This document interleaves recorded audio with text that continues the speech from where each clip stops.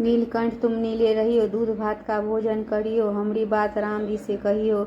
इस शब्द के अनुसार नीलकंठ पक्षी को भगवान का प्रतिनिधि माना गया है। दशहरा पर इसी पक्षी को दर्शन और शुभ और भाग को जगाने वाला माना जाता है, जिसके चलते दशहरे के दिन हर व्यक्ति इसी आस में छत पर जाकर आकाश को निहारता है, उन्हें नीलकंठ पक्षी के दर्शन हो जाए, ताकि साल भर उनके शुभ कार्य से चलता रहे।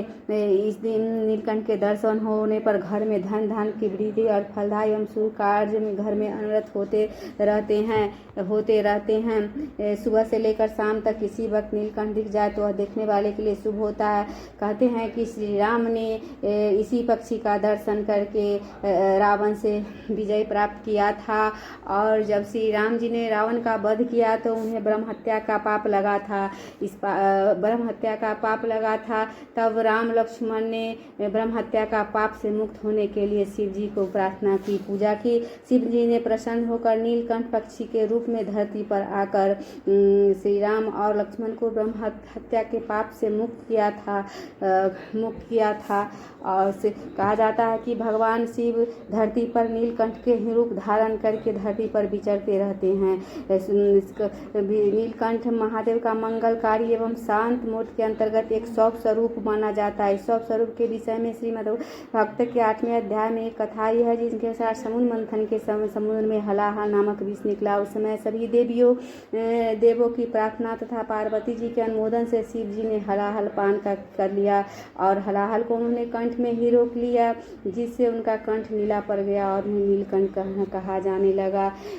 जन श्रुति या धर्म शास्त्रों के मुताबिक भगवान शंकर ही नीलकंठ है। इस पक्षी को पृथ्वी पर भगवान शिव का प्रतिनिधि और स्वरूप दोनों माना गया है। नीलकंठ पक्षी भगवान शिव का ही रूप है। भगवान शिव नीलकंठ पक्षी का रूप धारण कर धरती पर ही विचरण करते हैं।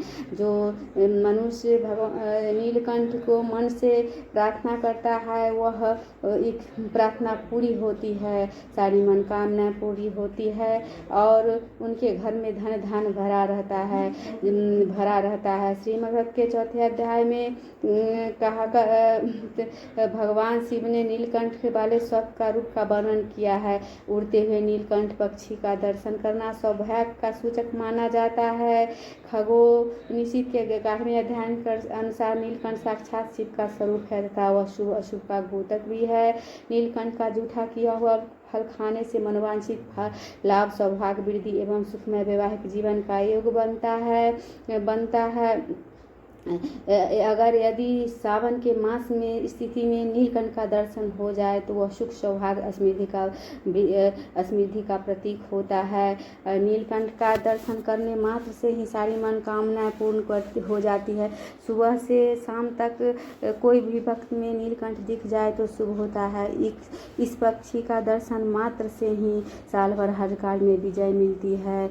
भगवान शिव नीलकंठ के रूप में हमारे धरती पर आकर विचरण करते रहते हैं और सबकी मनोकामना पूरी करते हैं, सबकी इच्छाएं पूर्ण करते हैं। जो मनुष्य इनको मन से ध्याता है, उनकी सभी इच्छाएं पूर्ण होती है। वो लोग